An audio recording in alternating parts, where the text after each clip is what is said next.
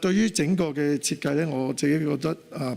喺內地做一地兩檢亦都係好合理啦。咁特別佢嘅建造成本亦都低啲啦。如果前海同埋深圳灣都係即係有站嘅時候咧，我希望即係特區政府能夠同國家嘅即係中央口岸辦去爭取喺兩個鐵路站裏面咧都可以設置口岸嘅。實際上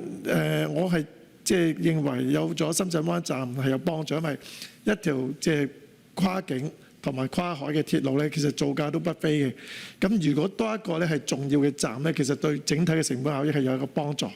第二點咧，的確見得到咧，就係好似局長講咧，就係雙創新、技術創新同埋呢一個嘅政策制度嘅創新。咁第一就喺個技術上面都係會用一啲新嘅技術啦，甚至乎係個標準係可以即係國標啊或者香港嘅標準係大家去對接。即係去即係兩用都得嘅。咁第二咧就係即係亦都將嗰個整體海底鐵路嗰個設計咧，都係俾埋即係深圳嘅設計。咁我進一步問啦，嗱，事實上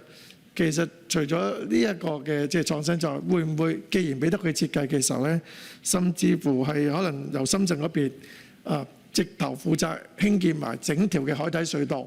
咁即係由設計到建造咧都一體，我諗個成本仲可以再減輕啲。咁我哋而家個傾向個安排咧，都會喺深圳方嗰邊做一地兩檢。至於就係咪好似劉議員剛才提到啦，就係喺深圳灣口岸同埋前海分別都設呢個一地兩檢咧，我哋會繼續同深圳繼續傾嘅。咁我諗我哋秉持嘅考慮咧，一定係以方便市民。亦都係希望能夠進一步完善市民過咗關之後咧，喺嗰邊嘅交通嗰個嘅連接性啦。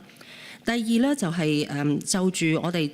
再進一步要去破局同埋創新嘅思維啦。咁我哋嚟緊做嘅呢一個嘅勘察同埋設計嘅費用裏邊咧，正正就係有一部分係就住後海灣喺內地嘅嗰個嘅建造團隊。用一個單向嘅